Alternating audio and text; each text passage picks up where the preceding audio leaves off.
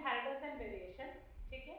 और आज हम उसमें डिस्कस करेंगे इनहेरिटेंस ऑफ वन जीन के बारे में, वो भी फुल डिटेल में, ठीक है। तो देखते हैं फटाफट what is inheritance of one gene. Last term पे हमने आपको बताया था मोनोहाइब्रिड क्रॉस के बारे में, डायहाइब्रिड क्रॉस के बारे में, टेस्ट क्रॉस के बारे में, बैक क्रॉस के बारे में, ठीक है। तो अब इनहेरिटेंस ऑफ वन जीन हमारी क्या कह रही है वो थोड़ा ध्यान से सुने। देखो मैंने आपसे कहा था कि मोनोहाइब्रिड क्रॉसेस जो क्रॉसेस होते हैं हम उसमें क्या लेते हैं, वन पेयर ऑफ एलील लेते हैं या एक पेरेंट का एक कैरेक्टर लेते हैं, उसकी क्रॉसिंग कराते हैं और हाइब्रिड्स का फॉर्मेशन करते हैं, ठीक है। सो उसी से रिलेटेड है आपका ये topic inheritance of one gene. Inheritance of one gene में हमें सिर्फ ये ऑब्जर्व करना है कि कैसे मोनोहाइब्रिड प्रोसेस में एक जीन ट्रांसफर हो रही है पेरेंट से और वही जीन शो हो रही है किसमें, उनके हाइब्रिड्स में, ठीक है। सो इनहेरिटेंस ऑफ वन जीन के अंदर जो डिटेलिंग स्टडी है वो मोनोहाइब्रिड की है और मेंडल के कौन से लॉ मोनोहाइब्रिड प्रोसेस पे बेस्ड हैं यहाँ पे हम पढ़ेंगे, ठीक है। सो मेंडल साहब ने कितने लॉ दिए थे, मेंडल साहब ने 3 लॉ दिए थे, ठीक है। देखिए जो हमारे मेंडल थे, ठीक है, उन्होंने सिर्फ 2 ही लॉ दिए थे, ठीक। पहला था आपका लॉ ऑफ सेग्रीगेशन, ठीक है, और दूसरा लॉ था आपका लॉ ऑफ इंडिपेंडेंट असॉर्टमेंट, ठीक। ये भी आपको यहाँ पे 3 लॉ लिखे हुए दिख रहे हैं, law of dominance, law of segregation, law of independent assortment. जो स्टार्टिंग के जो 2 लॉ हैं वो पूरे बेस्ड हैं किस पे, आप कहोगे मोनो हाइब्रिड क्रॉस पे, मतलब it is a part of inheritance of one gene. यहाँ पे हम एक जीन और 2 पेयर ऑफ एलील्स की बात कर रहे हैं, किसकी बात कर रहे हैं, एक जीन और 2 पेयर ऑफ एलील्स। तो जितने भी नए लोग हैं वो एक बार फिर से सुन लें, ये है बेटा क्रोमोसोम का स्ट्रक्चर, ठीक है। अब क्रोमोसोम में लगे होते हैं जीन्स, ठीक है, ये जीन है, जीन की लोकेशन पर जो फिक्स होती है उसको हम लोग क्या बोलते हैं, लोकस। दूसरी इंपॉर्टेंट चीज, अब ये जो जीन है जब हम इसको ओपन करके देखेंगे तो इसमें मोर देन 2 एलील्स आपको देखने को मिलेंगे। सो पेयर ऑफ एलील्स जो है ये कैरेक्टर्स को क्या करते हैं, एक्सप्रेस करते हैं, पेयर ऑफ एलील्स। तो यहाँ पे बच्चा आपको कितने पेयर ऑफ एलील्स दिख रहे हैं, आपको 3 पेयर ऑफ एलील्स दिख रहे हैं, ठीक है। तो मतलब ये 3 कैरेक्टर्स को क्या करेंगे, रिप्रेजेंट करेंगे। तो यहाँ पे हम वही समझने वाले हैं कि जो 2 लॉ आपको दिख रहे हैं, law of dominance, law of segregation, वो दोनों ही आपके एक जीन पे बेस्ड है, पेरेंट का एक जीन ट्रांसफर हो रहा है और वही जीन बच्चों में क्या हो रहा है, एक्सप्रेस हो रहा है। और जो आपका लॉ ऑफ इंडिपेंडेंट असॉर्टमेंट है वो 2 जीन पे बेस्ड है, ये दोनों मोनोहाइब्रिड पे बेस्ड है। तो ये वाला जो बच्चों अकेला टॉपिक है ये किस पे बेस्ड है, डायहाइब्रिड क्रॉस पे, ठीक है। तो समझ में आया आपको, इतने में आपको कोई डाउट है, कोई डाउट नहीं। तो चलिए अब समझते हैं हम लोग लॉ ऑफ डोमिनेंस के बारे में। तो आपको बता रही थी मेंडल साहब ने 2 लॉ दिए थे, law of segregation and law of independent assortment, ठीक है। ये 2 लॉ उनके परफेक्ट लॉ, जिसमें से जो लॉ ऑफ डोमिनेंस है वो एक जनरल लॉ, प्रैक्टिस बेसिस पे उस लॉ को लेकर आए थे, ठीक है। और उसी को लॉ ऑफ डोमिनेंस को ही क्या बोल दिया गया, लॉ ऑफ इनहेरिटेंस, कि कैसे जीन्स ट्रांसफर होते हैं पेरेंट्स टू ऑफस्प्रिंग, उसी को हम लोग बोलते हैं लॉ ऑफ इनहेरिटेंस। क्लियर है। तो अब हम ये ऑटोमेटिकली कितने लॉ हो गए, 3 लॉ हो गए।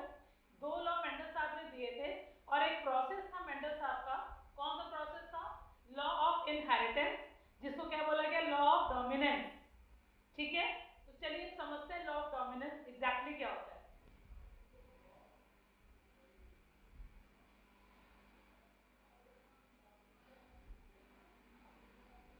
देखिए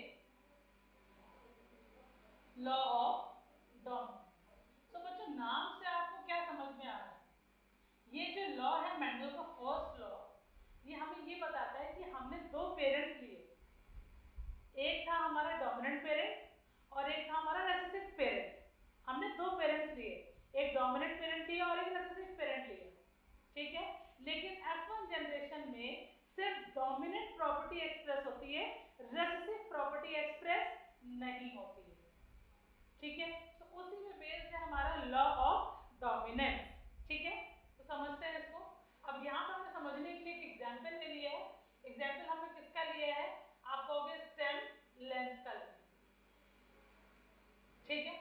अब यहाँ पर हमने क्या किया बच्चों, दो पेरेंट्स लिए, ठीक है। स्टेम लेंथ में आपको पता है डोमिनेंट प्रॉपर्टी कौन सी होती है, टॉल, और रेसेसिव प्रॉपर्टी बच्चों कौन सी होती है, डॉट।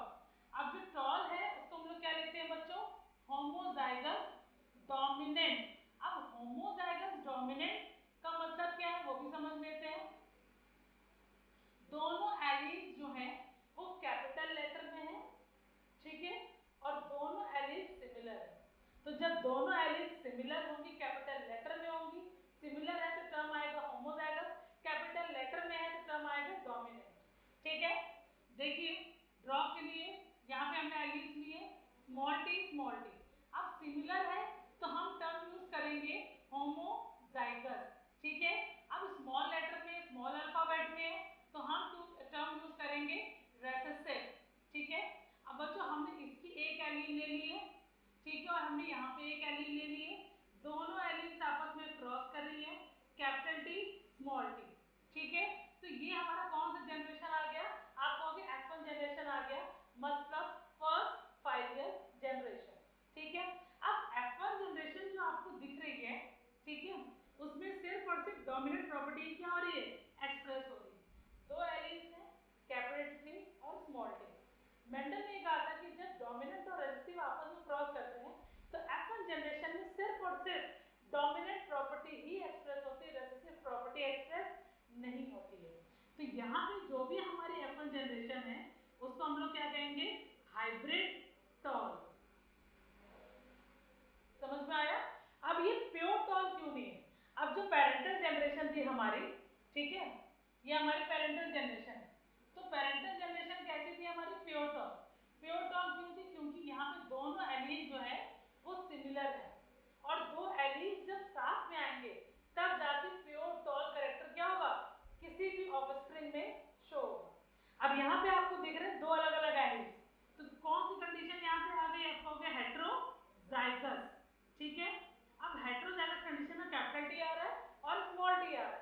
अब कैपिटल टी और स्मॉल टी में सिर्फ एक ही एलील आ रही है कैपिटल टी की, इसलिए जो भी वैरायटी है वो कैसी हो गई हमारी, हाइब्रिड टॉल, ठीक है। तो ये है आपका लॉ ऑफ डोमिनेंस, ठीक, समझ में आया आपको। अब लॉ ऑफ डोमिनेंस में आपको एक चीज क्लियर होगी, मंडल साहब ने क्या कहा था कि हम जब पेरेंटल जनरेशन की क्रॉसिंग कराएंगे, ठीक, पेरेंट जनरेशन में हम एक पेरेंट ले रहे हैं हमारा होमोजाइगस डोमिनेंट और दूसरा पेरेंट है हमारा होमोजाइगस रिसेसिव, ठीक है। हमने क्रॉसिंग कराई, पेयर ऑफ एलील्स ली, उसमें से हमने एक एलील ली, क्रॉसिंग कराई, F1 जनरेशन में हमें दिख रही है हेट्रो कंडीशन, एक है बच्चों कैपिटल टी और एक है बच्चों स्मॉल टी, ठीक है। अब दोनों एलील्स अलग अलग हैं, तो सिर्फ एक सिंगल एलील जब प्रॉपर्टी एक्सप्रेस करेगी तो जो भी F1 जनरेशन में डोमिनेंट प्रॉपर्टी होगी लेकिन वो प्योर नहीं होगी, कैसी होगी, हाइब्रिड होगी, ठीक है। तो ये है आपका लॉ ऑफ डोमिनेंट, ठीक, क्लियर है। अभी हम इसकी डेफिनेशन भी समझेंगे ताकि आपको जो मैंने एक्सप्लेन किया है वो आपको एक ही बार में क्या हो जाए, समझ में आ जाए, ठीक।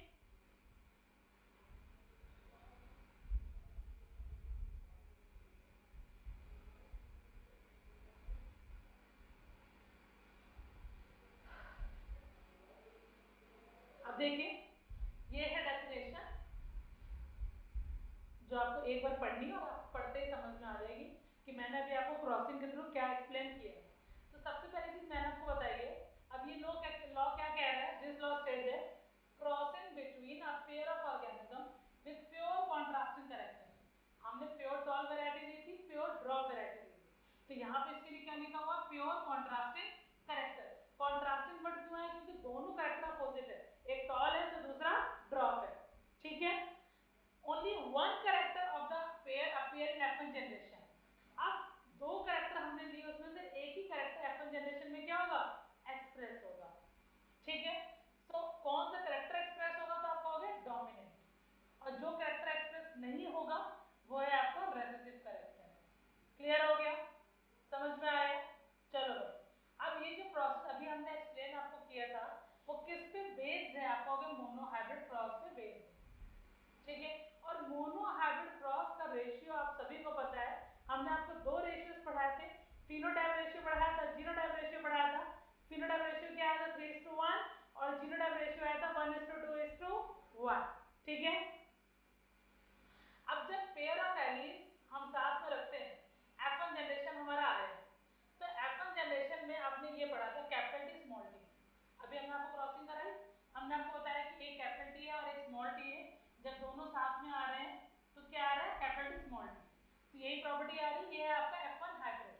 तो सिर्फ कैपिटल टी जो है वो एक्सप्रेस हो रहा है एज अ डोमिनेंट, और जो स्मॉल आर है वो मास्क हो रहा है, मतलब in the presence of capital T small T जो है वो अपनी प्रॉपर्टी को एक्सप्रेस नहीं कर पा रहा, वो मास्क हो रहा है, कवर अप हो रहा है, ठीक है, in the presence of capital T, ठीक है।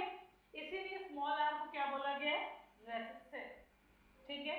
मैंने अभी आपको जो एग्जांपल एक्सप्लेन किया था वो एग्जांपल आपको पहले वाला है, हमने प्योर टॉल प्लांट लिया था और उसको हमने क्रॉस करा के आपको दिखाया है, ठीक। अब आगे देखो,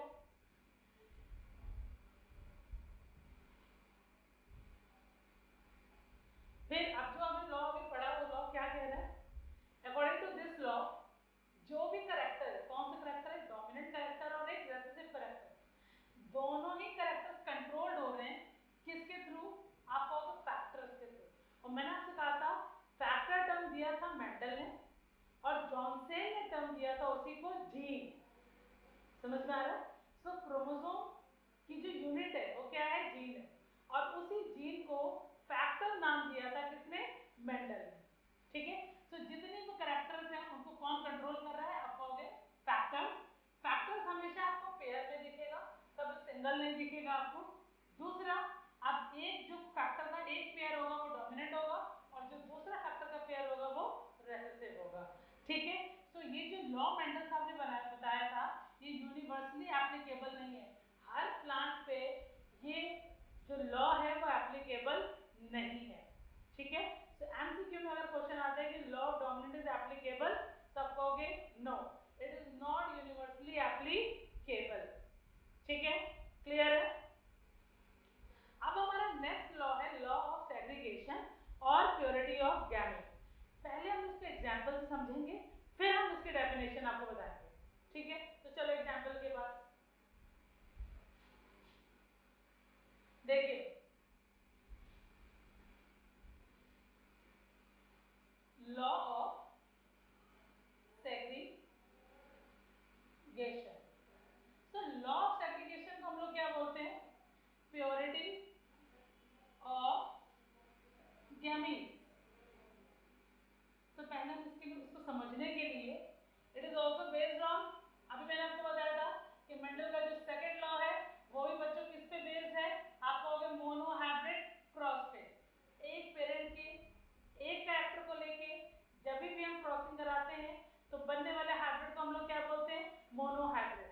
तो यहाँ पे भी हम एक पेरेंट का एक कैरेक्टर लेके क्या कराएंगे, क्रॉसिंग कराएंगे, इसीलिए बोला गया कि लॉ ऑफ सेग्रीगेशन जो है वो किस पे बेस्ड है, तो आप कहोगे it is also based on mono hybrid cross, ठीक है।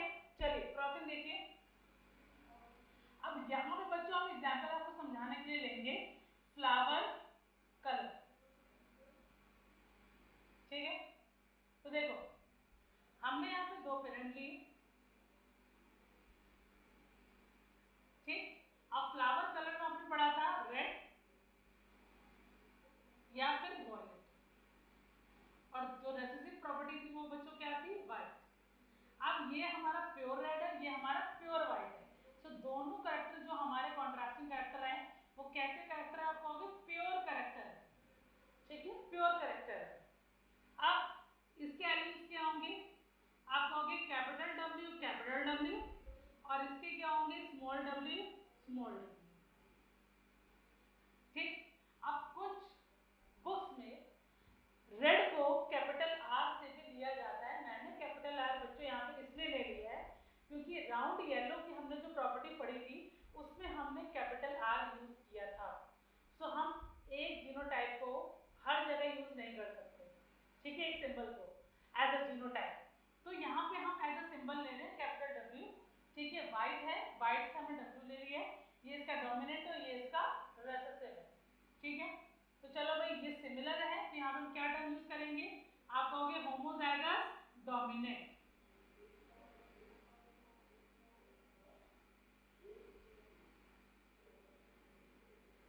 तो यहाँ पे हम टर्म यूज करेंगे होमोजाइगस रेसेसिव। आप भी एग्जाम में बच्चों एक एक चीज मेंशन करके आइएगा जब भी आप एक्सपेरिमेंट या फिर क्रॉसिंग करके दिखा रहे हैं वहां पर। तो यहाँ पे हमने क्या किया, एक एलील को लिया, यहाँ पे हमने एक एलील को लिया, हमने क्रॉस कराया, हमें F1 जनरेशन दिखी। अब अकॉर्डिंग टू मेंडल कि F1 जनरेशन में सिर्फ और सिर्फ बच्चों कौन सी प्रॉपर्टी एक्सप्रेस होती है, डोमिनेंट प्रॉपर्टी एक्सप्रेस होती है, राइट, अभी हमने पढ़ा था। तो यहाँ पे आना क्या चाहिए, अब आपको अच्छे से पता है जब आप ड्राइंग करते होगे, ठीक है, लोअर क्लासेस में, तो रेड और पिंक को जब हम मिलाते हैं तो कौन सा कलर बनता है, सॉरी रेड एंड व्हाइट को, तो आप कहोगे पिंक कलर बनता है, ठीक है। अब यहाँ पे रेड और व्हाइट की क्रॉसिंग करा रहे हैं, तो फ्लावर कौन से कलर का आना चाहिए, आप कहोगे पिंक, बट फ्लावर कौन से कलर का आ रहा है अकॉर्डिंग टू लॉ, आप कहोगे रेड। इसका मतलब क्या है कि दो करेक्टर्स, ये दो एलिमेंट्स एक साथ तो आ रहे हैं बट वो आपस में ब्लेंड नहीं हुए। अगर वो ब्लेंड हो जाते तो कलर यहाँ पे फ्लावर का क्या होता, पिंक। करेक्टर साथ में आए हैं, वो ब्लेंड नहीं हुए, और जैसे ही आप टू जनरेशन में जाएंगे वो सेग्रीगेट होकर अपनी अपनी प्रॉपर्टी को एक्सप्रेस करेंगे। So this is called law of segregation, ठीक है। तो ये हमारे F1 जनरेशन आई कैसी, red according to law of dominance. अब हम बच्चों यहाँ पे क्या कराएंगे, सेल्फिंग। सेल्फिंग भी मैंने आपको बता रखी है, crossing between same character. Same character की जब हम क्रॉसिंग कराते हैं उसको हम लोग क्या बोलते हैं बच्चों, सेल्फिंग। तो देखिए सेल्फिंग के लिए हम यहाँ पे पुनेट स्क्वायर को ड्रॉ करेंगे, ये हमारा पुनेट स्क्वायर है।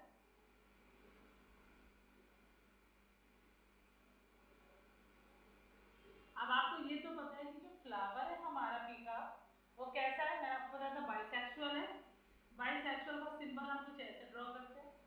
अब जो हमने लिया है capital W small W, capital W small W, symbol ऐसे लीजिए ताकि समझ में आए कि कैपिटल डब्ल्यू स्मॉल डब्ल्यू में डिफरेंस है, दोनों को सिमिलर मत लिख देना, ठीक है। आप कराइए क्रॉसिंग, देखिए अब इसका क्रॉस इससे कराएंगे तो क्या है, capital W capital W, then इसका इससे करेंगे तो कैपिटल डब्ल्यू स्मॉल डब्ल्यू, ठीक है। देन फिर इसका इसका कराएंगे तो कैपिटल डब्ल्यू स्मॉल डब्ल्यू। हमेशा रखिएगा पहले कैपिटल अल्फाबेट आएगा देन स्मॉल अल्फाबेट आएगा, ठीक है, then small W small W, ठीक है। तो ये हमारे आ गए F2 जनरेशन। कौन सी जनरेशन बच्चों, F2, जिसको हम लोग क्या बोलते हैं, सेकेंड फाइलियल जनरेशन। अब इसमें नाम लिखते हैं फटाफट हम, देखो अब कैपिटल डब्ल्यू है तो यहाँ पे क्या लिखेंगे, प्योर रेड, ठीक। कैपिटल डब्ल्यू स्मॉल डब्ल्यू तो क्या लिखेंगे हम, hybrid red, hybrid red. Small W तो क्या लिखेंगे बच्चों हम, प्योर वाइट, ठीक है। अब निकालते हैं इसका फिनोटाइप और जीनोटाइप रेशियो। देखो फिनोटाइपिक रेशियो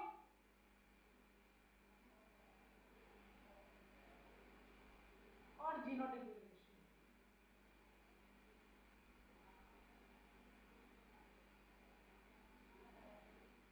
देखिए अब कैपिटल डब्ल्यू अगर हम जो हमारे स्पेलिंग है प्योर रेड हाइब्रिड रेड, तो रेड कितने आ रहे हैं, आप कहोगे 3, रेड कितने आ रहे हैं 3, और व्हाइट कितना आ रहा है 1, तो फिनोटाइपिक रेशियो क्या हो गया बच्चों 3:1। बट जब हमने जीनोटाइप में चेक किया कि एक प्योर है, प्योर डोमिनेंट है, दो हमारे हाइब्रिड है और एक हमारा प्योर रेसेसिव है, तो जीनोटाइपिक रेशियो इज 1:2:1, ठीक है। तो ये है आपका लॉ ऑफ सेग्रीगेशन। एक बार हम फिर से समझ लेते हैं। हमने आपको ये बताया था, ठीक है, हमने आपको एक्सप्लेन किया था कि law of segregation is also known as purity of gamete, ठीक है, based on monohybrid cross. Example explain करने के लिए हमने बच्चों क्या लिया है, फ्लावर कलर लिए। फ्लावर कलर में जो हमारी प्योर की वैरायटी है वो या तो रेड लिखते हैं या तो वॉयलेट लिखते हैं, ठीक है। और दूसरी है रेसेसिव प्रॉपर्टी हमारी वाइट। तो रेड और व्हाइट की हमने क्रॉसिंग कराई है, तो पेयर ऑफ एलील्स हमने लिए थे, उसमें दोनों एलील्स को क्रॉस किया तो हमारी आ गई F1 जनरेशन। मेंडल का फर्स्ट लॉ ये बोलता है, लॉ ऑफ डोमिनेंस, कि F1 जनरेशन में हमेशा डोमिनेंट प्रॉपर्टी एक्सप्रेस होती है। तो उसके अकॉर्डिंग कैरेक्टर क्या आ गया, रेड। बट आपको भी पता है कि अगर दो कैरेक्टर्स को आपस में रखेंगे, कौन कौन से कैरेक्टर, रेड और व्हाइट, और ये कलर अगर ब्लेंड हो गए तो कलर कौन सा बनता है, पिंक। बट मेंडल का जो लॉ ऑफ सेग्रीगेशन है वो ये बोलता है कि दो एलील्स साथ में तो आ रही हैं बट वो आपस में मिक्स नहीं हुई है, ब्लेंड नहीं हुई है, ठीक है। और जैसे वो नेक्स्ट जनरेशन में जाती हैं तो अपनी अपनी प्रॉपर्टी को सेग्रीगेट होके क्या कर रही है, एक्सप्रेस कर रही है। और रेशियोज भी आपको दिख रहे हैं, फिनोटाइपिक रेशियो आ रहा है 3:1 और जीनोटाइपिक रेशियो आ रहा है बच्चों 1:2:1। तो यही आपको एग्जाम में ड्रॉ करके आना है बोर्ड के एग्जाम, ठीक है। अब चलते हैं इसकी थ्योरी की तरफ, चलो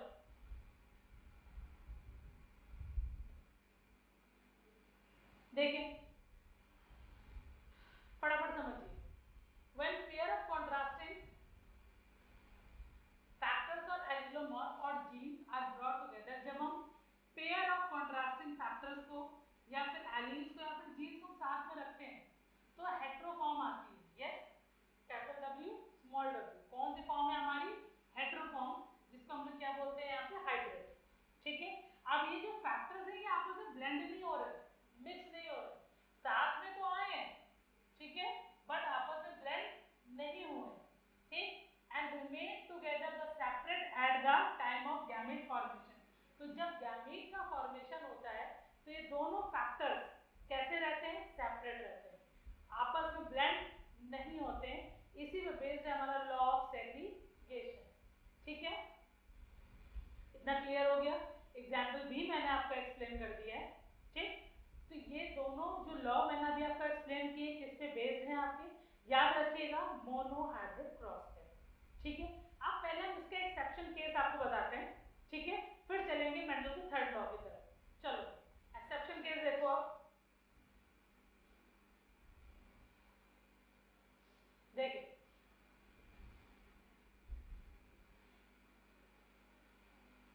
exception of mono hybrid cross. तो बच्चों इसका पहला एक्सेप्शन कौन सा है जो एग्जाम में आपसे 100% क्वेश्चन आता ही आता है, ठीक है। तो इसका पहला एक्सेप्शन है आपका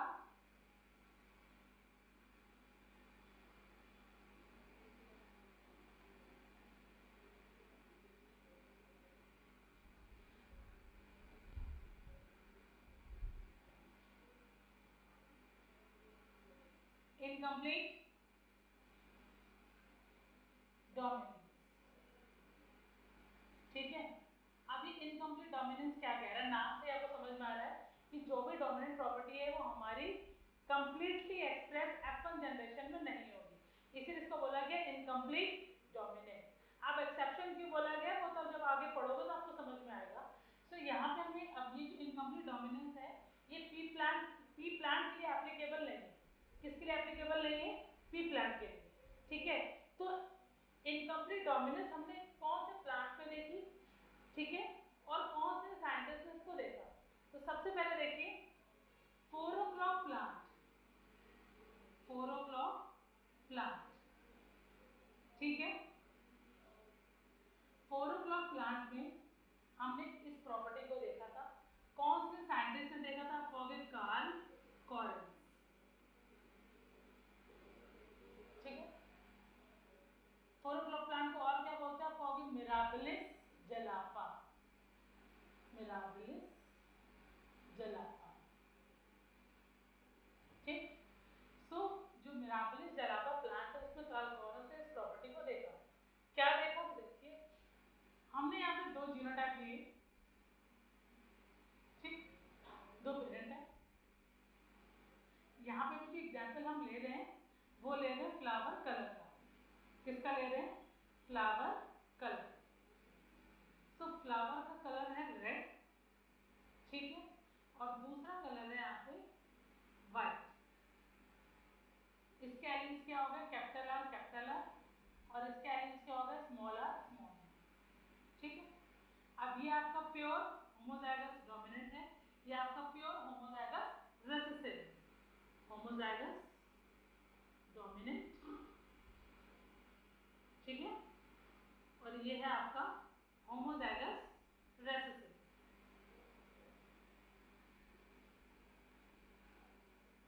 अब हमने यहाँ से एक एलील को लिया, यहाँ से एक एलील को लिया, और जैसे हमने क्रॉस कराया तो हमें दिख गई F1 जनरेशन, और F1 जनरेशन में कौन सा कलर एक्सप्रेस हो गया, पिंक। अभी हमने आपको क्या पढ़ाया कि जब हम क्रॉसिंग कराएंगे रेड और वाइट फ्लावर की, तो पी प्लांट में मेंडल साहब ने कहा था कि F1 जनरेशन में सारे के सारे जो फ्लावर्स होंगे वो कौन से कलर के होंगे, रेड। बट मिराबिलिस जेलापा प्लांट में अगर आप देखोगे, जैसे F1 जनरेशन आएगी रेड और व्हाइट की क्रॉसिंग से कलर चेंज हो गया, मींस प्रॉपर्टीज हो गई ब्लेंड, और यहाँ पे लॉ ऑफ सेग्रीगेशन क्या हो गया, फेल। समझ रहे हो, कैरेक्टर्स जो है यहाँ पे क्या हो गया, आपस में ब्लेंड, तभी कौन सा कलर आ गया, pink. So Mendel law is not applicable for all plant. ठीक है, यहाँ समझ में आया, कैरेक्टर्स क्या हो गए, ब्लेंड हो गए। तो इसीलिए इसको क्या बोला गया था, एक्सेप्शन ऑफ मोनोहाइब्रिड या फिर exception of law of segregation. ठीक, अब यहाँ पे हम क्या कराएंगे बच्चों, यहाँ पे हम कराएंगे सेल्फिंग। सेल्फिंग करेंगे तो आपको अच्छे से पता है कि हम पुनेट स्क्वायर को ड्रॉ करेंगे।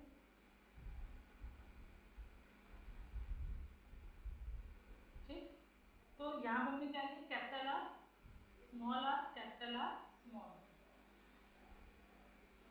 देखो capital R capital R, capital R small R, capital R small R, small R small. तो एफ जो आपकी F2 जनरेशन है, ये आपकी F2 जनरेशन है। ठीक है, तो उसमें आपको क्या निकालना है, F2 का आपको फिनोटाइपिक रेशियो निकालना है F2 का। हमेशा जब रेशियो निकालने की बात होगी ना बच्चों, तो रेशियो आपको हमेशा F2 जनरेशन का ही निकालना होगा। और जब टर्म लिखा रहा है फिनोटाइप और जीनोटाइप, तो वो आपसे F1 का भी पूछा जा सकता है कि F1 का जीनोटाइप और फिनोटाइप क्या है। तो अब जो नाम लिखा होता है ये आपका फिनोटाइप है, और जो लेटर्स में लिखा हुआ है ये F1 का जीनोटाइप, याद रखिएगा। तो आप एग्जाम में सीरियसली आंसर लिख कर आओगे कि अगर आपसे पूछा जाए F1 का फिनोटाइप क्या है, तो आंसर होगा पिंक। F1 का जीनोटाइप क्या है, तो आंसर होगा कैपिटल आर स्मॉल। समझ गए, तो F2 का ही हमेशा रेशियो निकलता है, F1 का रेशियो नहीं निकलता है। ठीक है, तो यहाँ पे रेशियो निकाल रहे हैं, फिनोटाइपिक रेशियो। तो आप देखिए, एक आपका कैसा फ्लावर, एक आपका रेड है, ठीक है, दो आपके पिंक है, और एक आपका प्योर व्हाइट है। तो फिनोटाइपिक रेशियो क्या हो गया, 1:2:1। और बच्चों जीनोटाइपिक रेशियो में क्या आ गया, 1:2:1। सो एग्जाम में क्वेश्चन ऐसे भी आता है कि ऐसा कौन सा क्रॉस है, ठीक है, जिसका फिनोटाइपिक और जीनोटाइपिक रेशियो सिमिलर होता है। तो आप आंसर क्या दोगे, एक नंबर में आएगा तो इनकम्प्लीट डोमिनेंस। ये जो प्रोसेस है इसका phenotypic ratio as well as genotypic ratio both are similar. क्योंकि आप बाहर से देखोगे तो एक रेड है, दो पिंक है, एक व्हाइट है, सो रेशियो इज 1:2:1। बट जब हम जीनोटाइप देखेंगे तो आप देखिए दो आपके कैपिटल आर कैपिटल सॉरी एक आपका कैपिटल आर है, ठीक है, दो आपके कैपिटल आर स्मॉल आर है, और एक जीनोटाइप आपका स्मॉल आर है। इसीलिए phenotypic ratio as well as genotypic ratio both are similar. ठीक है, अब ये जो इनकम्प्लीट डोमिनेंस है, ये तो एक प्लांट मैंने आपको बता दिया, कौन सा है बच्चों, 4 o'clock प्लांट। दूसरा प्लांट अगर आपसे पूछा जाए तो आप क्या आंसर लिख दोगे, तो आप लिखोगे स्नैपड्रैगन एंटीराइनम, स्नैपड्रैगन एंटी राइनम। ठीक है, इसको हम लोग डॉग प्लांट भी बोलते हैं। ठीक, तो ये आपको समझ में आ गया कि लॉ ऑफ सेग्रीगेशन का ये क्या है, पूरा का पूरा एक्सेप्शन है। जो मेंडल साहब ने कहा था प्रॉपर्टीज ब्लेंड नहीं होती, तो इसमें आपको दिख रहा है कि प्रॉपर्टीज आपस में क्या हो गई है, ब्लेंड हो गई F1 जनरेशन में, और वही ब्लेंडिंग प्रॉपर्टी F2 जनरेशन में भी एक्सप्रेस हुई है। ठीक है, तो हमने अभी पढ़ लिए हैं मेंडल के दो law, law of dominance, law of segregation. उसके अलावा हमने एक्सेप्शन की भी स्टडी कर ली है। अब हम पढ़ेंगे मेंडल का third law, law of independent assortment. चलो स्टार्ट करें। देखिए, law of independent assortment,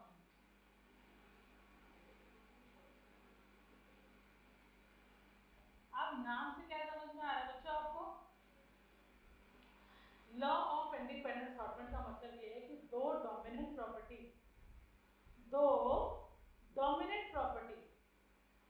independent होके अपने अपने डोमिनेंट प्रॉपर्टी को एक्सप्रेस करें बिना एक दूसरे को हाइड किए। कैसे? तो चलो समझो फटाफट। अब ये जो टॉपिक है वो किसके अंदर आता है? इनहेरिटेंस ऑफ टू जीन के अंदर आता है। तो मैं मेंशन कर दे रही हूँ, law of independent assortment comes under inheritance of two gene. ठीक है, और ये लॉ किस पे बेस्ड है? दो जीन किस पे यूज करते हैं बच्चों हम लोग? आप कहोगे डाईहाइब्रिड क्रॉस में। सो this is based on dihybrid cross. So last lecture जिसने नहीं लिया है उसको दोबारा से पढ़ने का मौका मिल गया, डाईहाइब्रिड क्रॉस, और जिसने ले लिया है उसका रिवीजन स्टार्ट हो गया। सो फटाफट देखो, व्हाट इज डाईहाइब्रिड क्रॉस। देखो भाई, अब यहाँ पे हम एग्जांपल ले रहे हैं सीड शेप और सीड कलर, दो प्रॉपर्टी ले रहे हैं, मतलब दो प्रॉपर्टी मतलब दो जीन हम ले रहे हैं और वही दो जीन इनहेरिट हो रही है और एक साथ एक्सप्रेस भी हो रही है F1 जनरेशन में। तो देखो भाई, हमने दो पेरेंट लिए हैं यहाँ पे। ठीक है, एक है आपका राउंड येलो और दूसरा क्या है? रिंकल्ड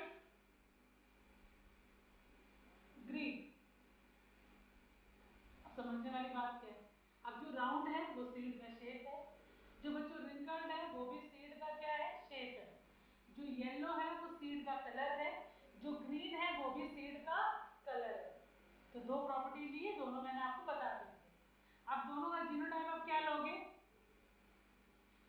जीनोटाइप हम ले लेते हैं, इसका जीनोटाइप हो कैपिटल आर और इसका जीनोटाइप हो कैपिटल वाई। इसीलिए मैंने अभी आपको कहा था कि रेड के लिए मैंने कैपिटल आर नहीं लिया एज अ जीनोटाइप, क्योंकि राउंड में भी हम कैपिटल आर को ही क्या करेंगे? यूज करेंगे। सो वहां मैंने कैपिटल डब्ल्यू यूज किया था एज अ जीनोटाइप। तो देखिए, ये है, ये डोमिनेंट है, ये उसका रेसेसिव है। ठीक है, तो ये आपका है आपका homozygous dominant complete, capital alphabet है। ठीक है, और सिमिलर है, जो एलील्स हैं वो कैसी है? सेम है। सो होमोजाइगस डोमिनेंट, तो ये क्या है आपका? Homozygous recessive, sorry homozygous recessive. ठीक है, तो इसकी एक एलील ले लीजिए कैपिटल आर कैपिटल वाई, इसकी एलील ले लीजिए कैपिटल आर स्मॉल वाई। ठीक है, अब दोनों का आप क्रॉस कराइए, ये आ गया आपका F1 कैपिटल आर, पहले हमेशा कैपिटल लिखेंगे, देन उसी का small, then capital, then small. So ये आ गई आपकी F1 generation. So law of dominant क्या बोलता है बच्चों कि F1 जनरेशन में सिर्फ और सिर्फ कौन सी प्रॉपर्टी एक्सप्रेस होती है? डोमिनेंट प्रॉपर्टी एक्सप्रेस होती है। ठीक है, so capital R capital Y जब एक साथ आ रहा है तो देखिए दो जीन आ रही है। हमने पेरेंट्स के दो कैरेक्टर लिए थे और उसी दो कैरेक्टर से हमने किसका फॉर्मेशन किया? हाइब्रिड का। तो बनने वाले हाइब्रिड को हम लोग क्या बोलते हैं? Dihybrid. ठीक है, so capital R capital Y है, F1 जनरेशन एक्सप्रेस हो रही है। आपको अगर डोमिनेंट एक्सप्रेस हो रही है तो F1 जनरेशन में क्या आ रहा है? Round yellow. ठीक है, अब हम इसे क्या प्रोड्यूस करेंगे? Gametes. Capital R capital Y, then capital R small Y, then small R capital Y, then small R small Y. अब इसकी नेमिंग भी कर लेते हैं। देखिए, capital R capital Y, capital R for बच्चों राउंड एंड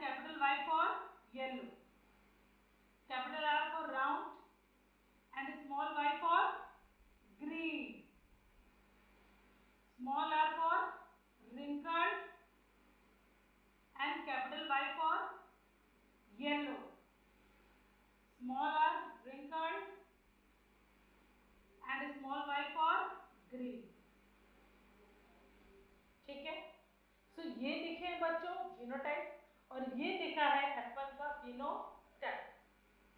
ठीक है, समझ में आ रहा है? अब हम इसी की क्या कराएंगे बच्चों, सेल्फिंग। तो चलो भाई,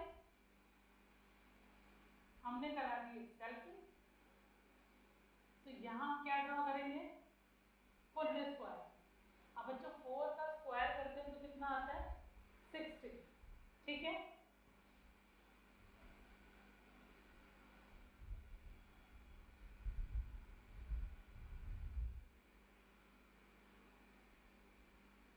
चार हम रो लेंगे, चार हम क्या लेंगे, कॉलम।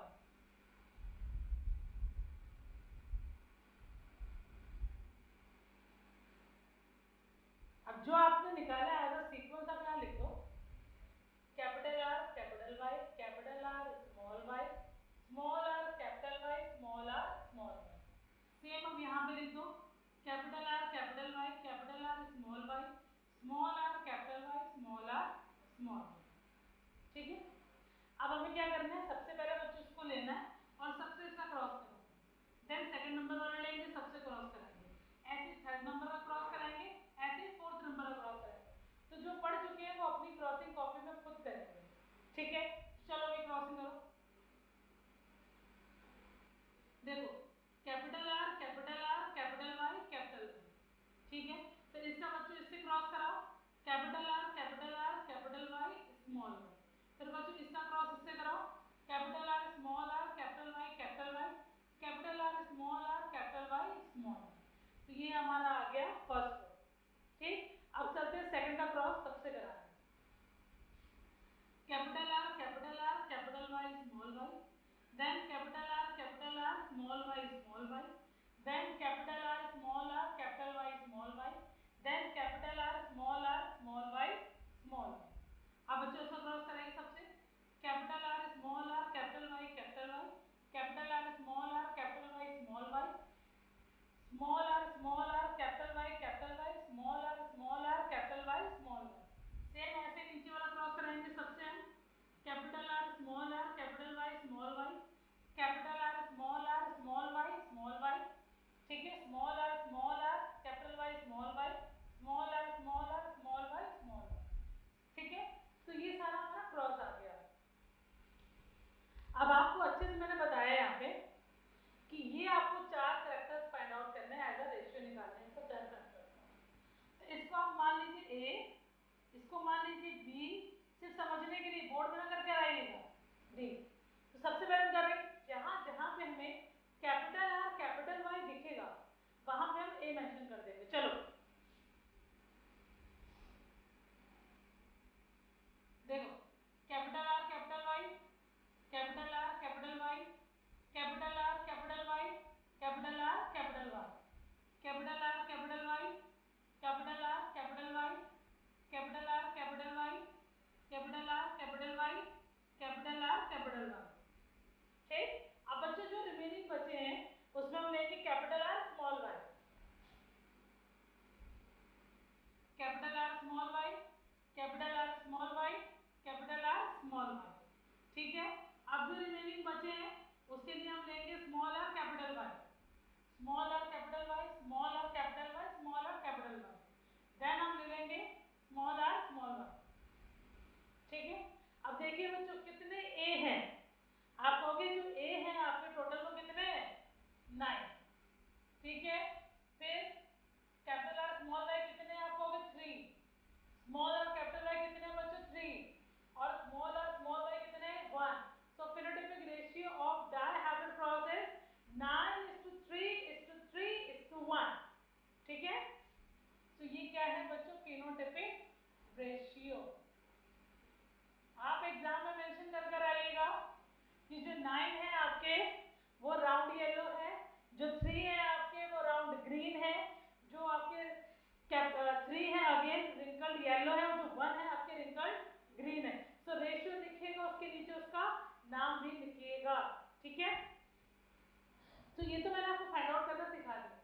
अब जिनको सिर्फ एमसीक्यू सॉल्व करने और उनको रेशियो याद नहीं आ रहा है, उसके लिए क्या सॉल्यूशन, उसके लिए मेरे पास एक सॉल्यूशन है, लेकिन उसके लिए आपको मोनो हाइब्रिड प्रोसेस के रेशियो की नॉलेज होना बहुत ज़रूरी है। ठीक है, तो आपको अच्छे से पता है कि मोनोहाइब्रिड का जो रेशियो है वो क्या है, बताओ भाई। मोनोहाइब्रिड फिनोटाइप रेशियो क्या है, आप कहोगे 3:1। तो ये एक जीन का क्या है, एक जीन का रेशियो है 3:1। यहाँ पे हम कितने जीन पढ़ रहे हैं, 2 जीन। तो हम क्या करेंगे, इसी को डबल कर देंगे बच्चों। तो जब डबल कर देंगे, डबल करने के बाद हमें क्या करना है, इनटू करना है। तो 3 3 जा 9, 3 1 जा 3, फिर 1 का इनटू करो। तो इस तरीके से भी आप डायरेक्ट रेशियो निकाल सकते हो, 9:3:3:1। ठीक है। तो ये तो मोनोहाइब्रिड का किसका रेशियो निकालना, मैंने बताया आपको, फिनोटाइप। इसी तरीके से आप जीनोटाइपिक रेशियो भी निकाल सकते हो, जीनोटाइपिक रेशियो। तो बच्चों जीनोटाइपिक रेशियो क्या होता है, बताओ। जीनोटाइपिक रेशियो होता है, मैं यहाँ लिख देती हूँ, यहाँ देखो।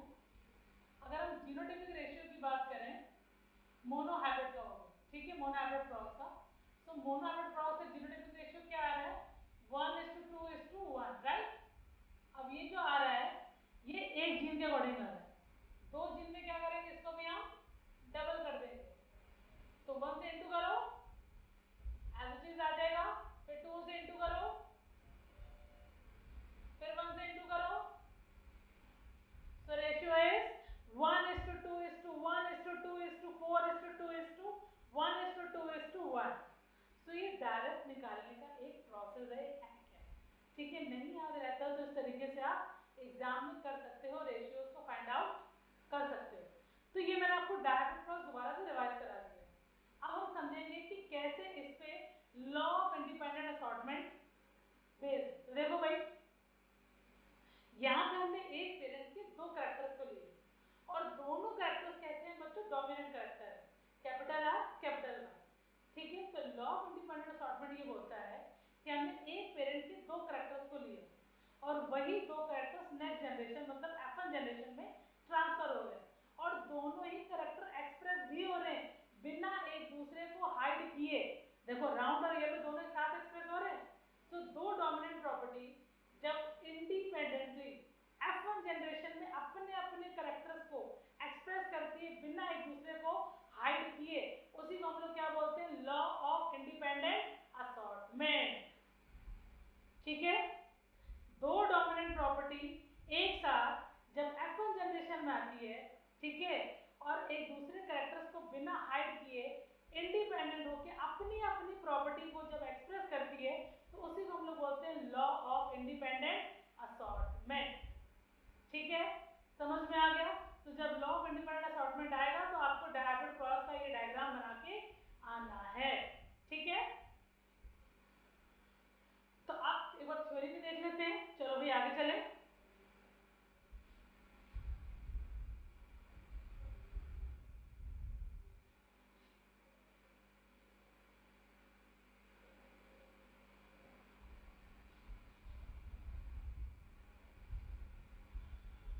देखिए डेफिनेशन,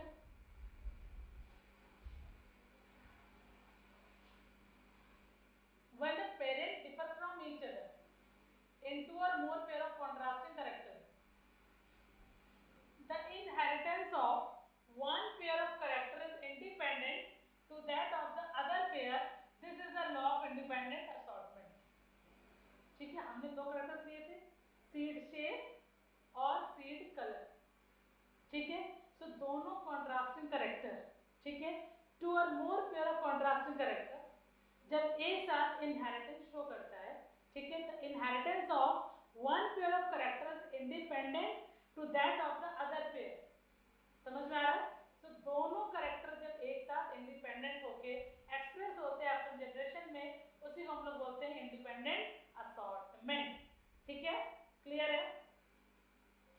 तो यहां तक कोई डाउट है आपको? ठीक है। तो अब इसके भी एक्सेप्शंस हमें पढ़ने हैं आगे, वो बच्चों हम डिस्कस करेंगे अपनी नेक्स्ट क्लास में। ठीक है, तो बने रहिए साथ में। अगर आपको मेरा लेक्चर अच्छा लगा हो तो प्लीज़ मेरे चैनल को सब्सक्राइब करें, ज़्यादा से ज़्यादा मेरे वीडियोस को शेयर करें, लाइक करें। ठीक है, थैंक यू फॉर वॉचिंग।